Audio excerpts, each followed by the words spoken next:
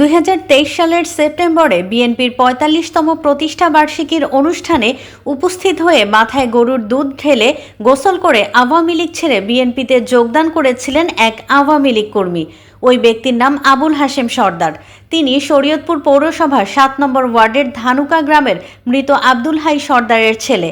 তিনি পৌরসভার ৭ নম্বর ওয়ার্ড আওয়ামী লীগের কর্মী হিসেবে পরিচিত ছিলেন। তিনি বিভিন্ন সময়ে আওয়ামী লীগের সভা সমাবেশে যোগদান করতেন। তিনি জেলা বিএনপি আয়োজিত দলটির ৪৫তম প্রতিষ্ঠাবার্ষিকীর অনুষ্ঠানে বিএনপিতে যোগ দেন। পরে সেখানে বিএনপির নেতাকর্মীদের নিয়ে মাথায় গরুর দুধ ঢালেন। ওই দুধ দিয়ে গোসল করে বিএনপির প্রতিষ্ঠাবার্ষিকীর আলোচনা সভার মঞ্চে ওঠেন। মঞ্চে উঠে তিনি বিএনপিতে যোগদানের ঘোষণা দেন।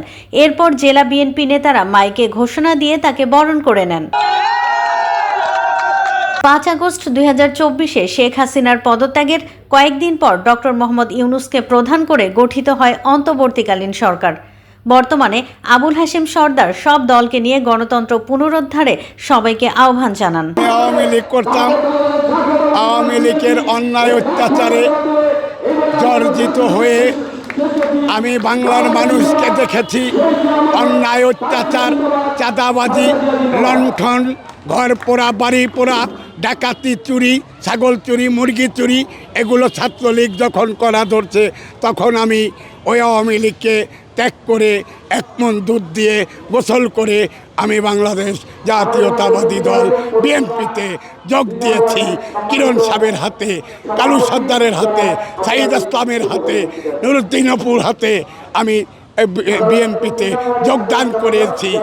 আমি এখন আজকে এই গণ অভ্যুত্থানে আজকে যেই দেশের পরিস্থিতি, এই গণ আন্দোলন শুরু হয়েছিল, এই খুনি শেখ হাসিনা লক্ষ লক্ষ মানুষকে জীবন নিয়ে আজকে সেই জীবন নিয়ে আজকে সে হোলি খেলেছে। আজকে সেই জন্যে আমরা রাজপথে ছিলাম।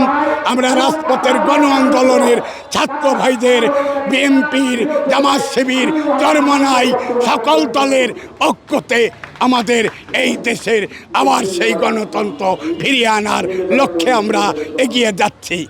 আজকে সেই 1971-এ দেশ স্বাধীন করেছিলাম, যে 2 লক্ষ মা বোনের ইজ্জত দিয়ে, 3 লক্ষ মুক্তিযোদ্ধার জীবন দিয়ে আজকে সেই স্বাধীনতা আবার সেই একটি যুদ্ধ আমাদের করতে হয়েছে।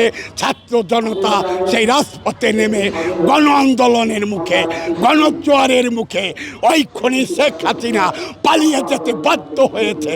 আমার সেই দল, আমার অতি বিশ্বাস আছে এই শরীয়তপুরে সরদার একেম নাসিরউদ্দিন কালু সাহেব, কিরণ সাহেব, সাইদ ইসলাম, নুরুদ্দিন অপু ভাই, তারা মাঠে নেমে গেছে।